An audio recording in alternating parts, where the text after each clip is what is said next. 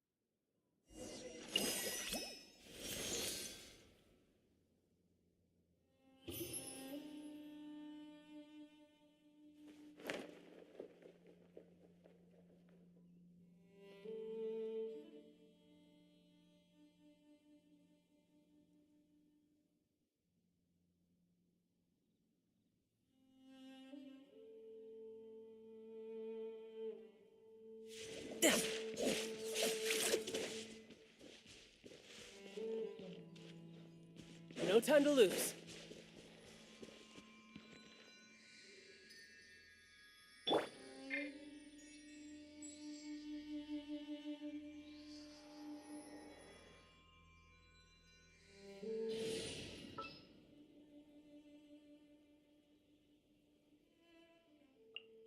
Need something taken care of?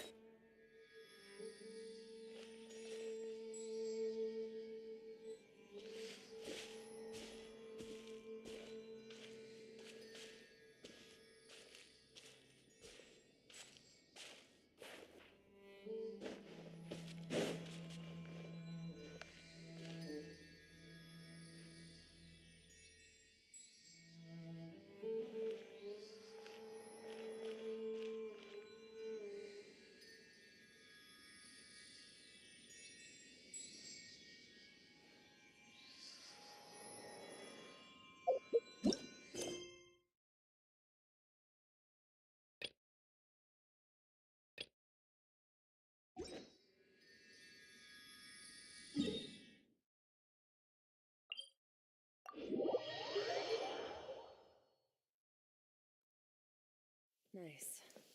I like the rain.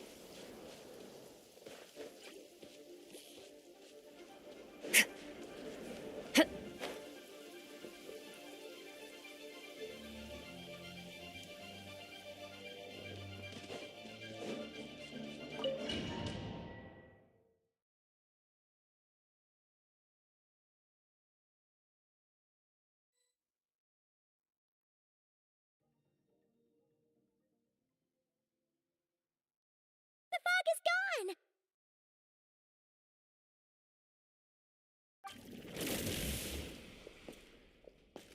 Wait, isn't that the form the all-devouring narwhal changed into?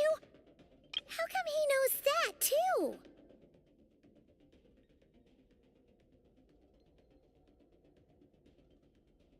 Really?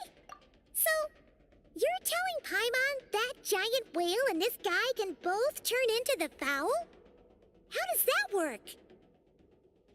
It's a subconscious instinct. Any intelligent being who longs for his level of strength is bound to mimic his appearance. It's a natural response after encountering someone as powerful as Master. To them, he represents ultimate power. We know the person before us has encountered Master, and we know he stole a portion of my power. So it's not surprising that he would assume this form. Okay. Ooh, the closer Paimon looks, the more intimidating it gets. Nervalette isn't here this time, so it's up to us. He won't have the nerve to steal again after we're done with him. Let's teach this guy a lesson. Eternal, infinite, everlasting. Never start those out! Go! Wipe out! Stick with me!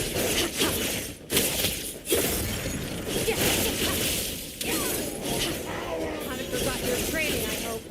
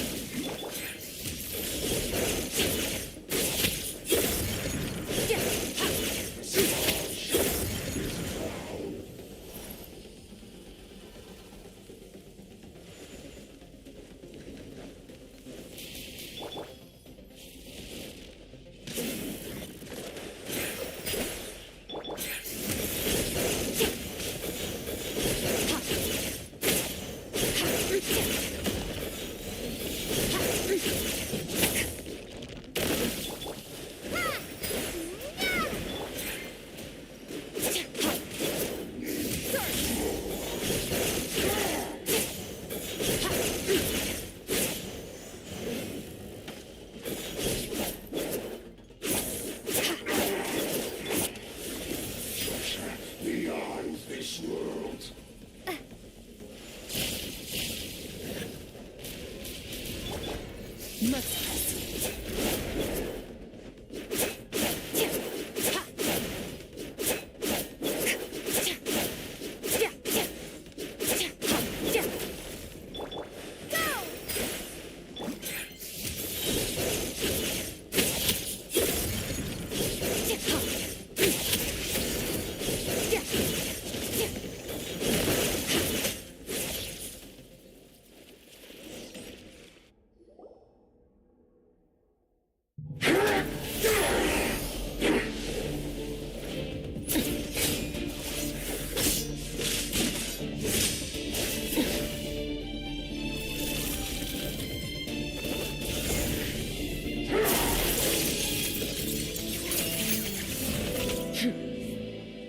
Haven't had enough of my power.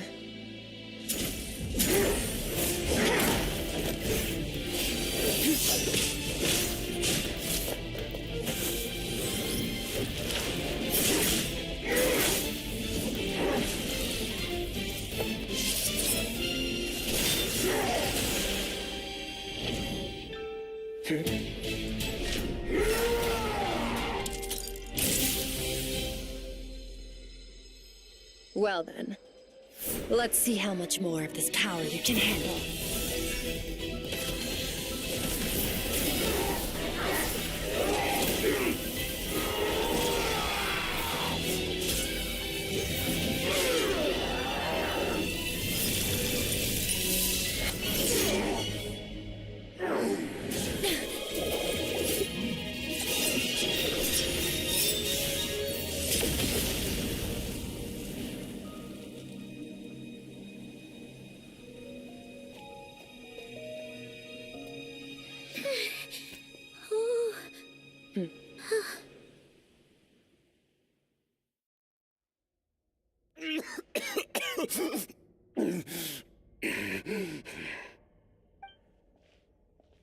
Well, have you come to your senses? You saw that my body was at its limit. So, you deliberately channeled your power into me, knowing that it would destroy my shell from within. Such power, such keen battle instincts. So you must be... Skirk, Sertologi's disciple. How long has it been? How long has he been away from Tevat? Hundreds of years. Hundreds? Sorry, it's a lot to take in. I should introduce myself. I am Skofnungar, a friend of your master and one of his followers. This is the first time I've heard your name, Skirk. But hundreds of years ago, I knew you existed. And I knew you would come here. Hundreds of years ago?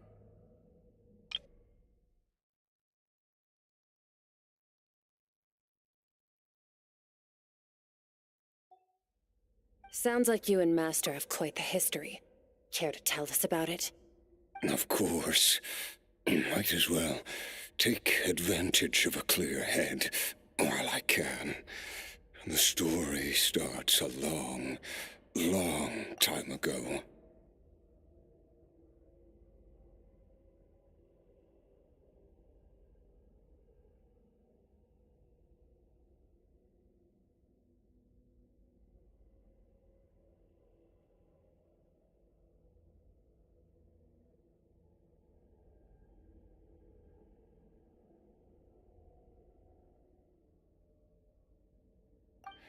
I was born into a noble family in Conria.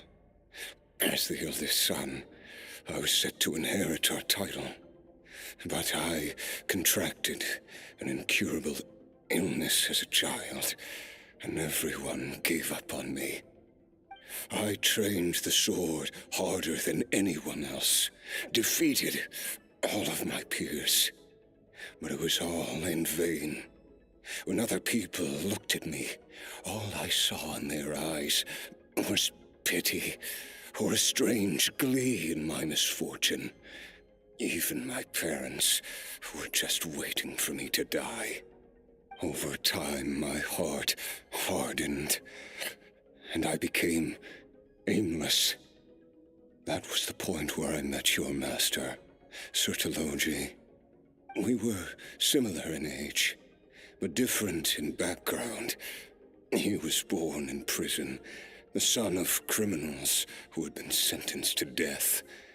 He spent his childhood wandering the streets, facing more criticism than the literary works in the Universitas Magistrorum. Yet, he always wore a smile on his face, as if kindness and malice were one and the same, and he could not see the difference. I still remember what he said to me when we first met. You need to fight to survive. Even if it's a losing battle, it should light a fire under you. How can you sit back like this and go down without a fight? That does sound like something he would say. He was the first to acknowledge that I was worth something, and he inspired me to keep going. When we sparred together, it was the first time I'd actually felt the thrill of combat. When I was 10, he stole forbidden research materials and managed to cure my illness. It was like there was nothing in this world he couldn't accomplish. When it came to the human form, he was always intent on pushing the boundaries of possibility. But somewhere along the way, I fell behind. My talents were nothing compared to his, and at some point, I realized he had pulled so far ahead, I was too embarrassed to even ask him to spar. After his grand endeavor was successful. He sought me out and said to me, "This planet no longer holds anything of interest to me, so I'm leaving. But first, I have an offer. I can use a power I have just refined to break the curse of immortality for you. Your death was once what we worked so hard to prevent. But the immortality you now face is a different kind of pain altogether." I'll pass. Immortality doesn't sound so bad to me. Since I can't die, it means I have an infinite amount of time to get stronger. Maybe I'll finally catch up to you one day, and we can spar like we used to. Are you sure? I cannot say when I will return. Your body, or rather, your soul, might not be able to withstand this curse. All I can do is try. After all, a wise man once told me, people need to fight for their own survival. Wise indeed. Nevertheless, if you grow weary of the pain of immortality, and wish to experience a good sparring match before you wither away, seek out my disciple. Disciple? Never thought I'd hear that word coming from you. Nor I, but Vedifenir said I was destined to find a disciple out there in the universe, and bring her to Tibet. Shall bow in her honor. Sounds pretty impressive. Of course. Only the most outstanding people would have the right to become my disciple. Still self-assured as ever, I see. But you're not wrong. I'll be leaving then. Oh, and if you are serious about getting stronger, I left you a little gift in the primordial sea. As I've said before, walk whatever path you want. Freedom means even the wicked get to make their own choices. Waiting for me in the primordial sea was the all-devouring narwhal, already beaten into submission by Sertologi. In its weakened state, I was able to cut off part of its flesh and sew it into my own heart. Your heart? That sounds like torture. How did you even survive that?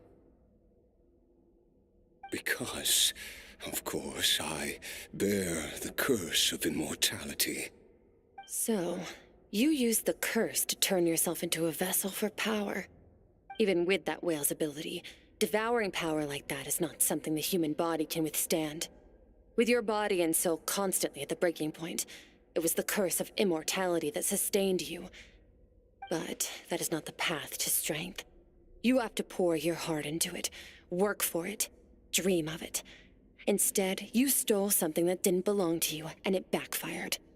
You're right. I should have known better, but I had already pushed myself to my limits, and he was still miles ahead of me. So I had to take a leap of faith. I miss your master. I miss the days when we were all together, troublemakers without a home. I don't regret the choice I made. But if you'll allow it, I do want to apologize. To both of you. After the beating we just gave you, I think we can call it even. You're an interesting one as well. Sertologi's disciple. That's a lot to live up to. It can't have been an easy experience. I know what he's like. He rules with an iron fist, using despair and fear to force you to catch up to him, all the while standing ever out of reach. We're like mountain climbers in the dark, Never knowing how much higher we have to climb, or when we will see the sun again. True. But I made up my mind long ago. No matter how dark it gets, I will not give in to despair. I will overcome it. Besides, after hearing your story, I suspect what Master really wants is not a battle that demands his full strength, but rather a defeat without regrets. Oh? Since you're his friend, you must have some things in common. First time we came here, when you stabbed me through the fog and stole my power, I felt no emotion coming from that spike. But when you had to devote all your strength fighting me just now, I could feel joy and passion emanating from your blade.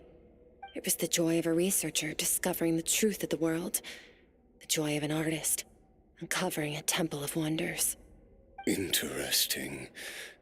I'm certain I didn't express those emotions outright. Yet you were able to read them from my blade, like a glimpse into my inner world. You're right. That battle brought me an unbridled sense of joy, and my defeat brings me no regret whatsoever. Exactly. I think Master also craves a battle like that. One where his opponent forces him to use all his strength, unlock the extent of his potential, and transcend his own limits. A battle to end all battles. After which, all can come to an end, including, perhaps, his life. For that very reason, good and evil are meaningless to him. He has one purpose, one goal: to complete himself.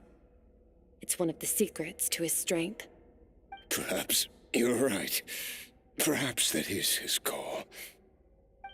What a battle that would be. Oh, to witness such a...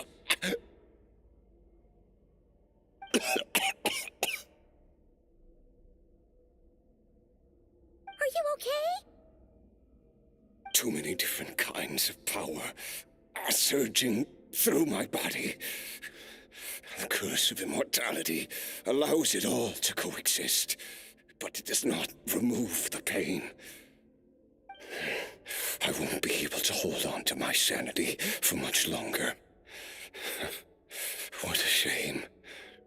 I would have loved to witness that battle. Sertologi once offered to free me from this curse. Now, I must ask that of you, Skirk. Can you release me from the pain? I can, but not through death, if that's what you were hoping for. It's not a suitable punishment for your crime. As an alternative, I can take your consciousness, along with all the power you've consumed, and smash it to pieces. The impurities will dissipate, and under the curse of immortality, your mind and body will regenerate. When that process is complete, you will be back to who you were before, no longer tortured by powers you can't control. But it will be a time-consuming and painful process. The decision is yours to make. I accept. And who knows? Perhaps I'll wake up in time to witness your great battle with Sertologi. I have faith that you'll be able to stand against him one day. Though I know it'll be a long and arduous road. If we are climbers in the dark, it appears the dawn has finally broken for me. But your ascent continues. At least, it looks like you are not alone on your journey. I will reach the top of this mountain, no matter what it takes. And you, Skofnunger, will be my witness at the end of all things. It's finally over. Let's get out of here. Huh! At least we don't have to make a mad dash for the exit like last time.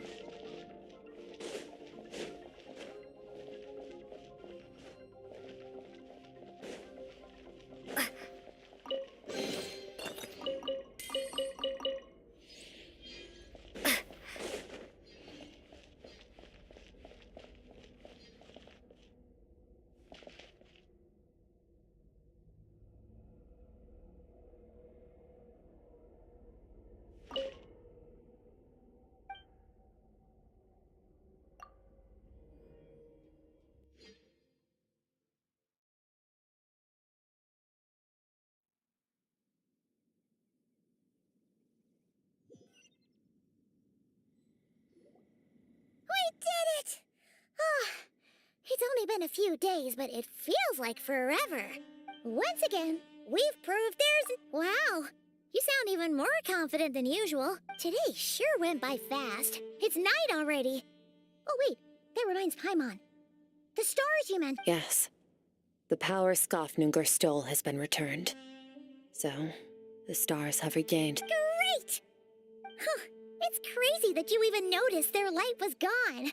I suppose it's because I have get the false stars hanging in the meticulously planned sky, glittering with rotten light. It's not real.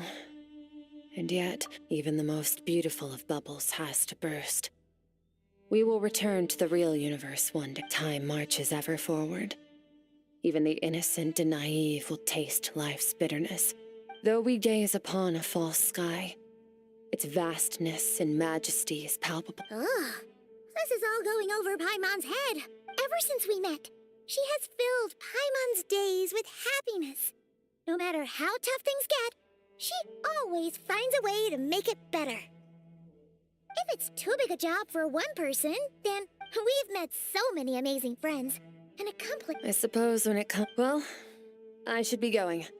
Now that my power is no longer isolated from my emotions, I suppose fate will decide. Maybe we'll bump into each other on the street. Or regardless, reunions and partings are but passing moments. More than anything, one without war, pain, or forced partings. One where new life can bloom. For this, we must all work to become... Goodbye, traveler. Remember your training. Make sure to put it to use. Bye!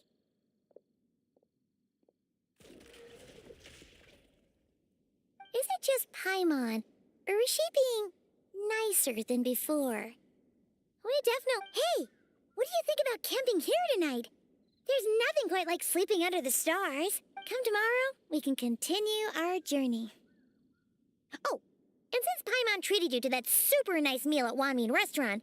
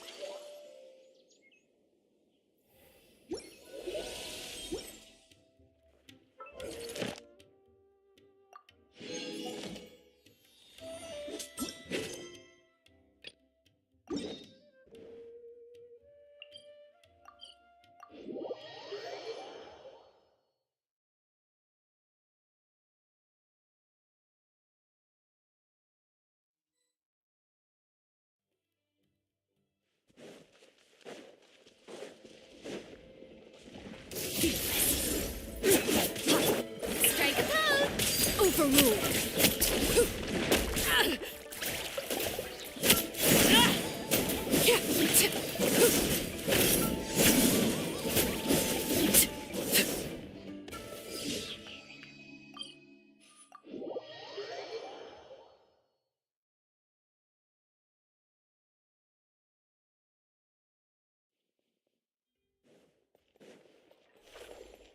Ad Astra Abyssosk. Thank you for completing today's commission.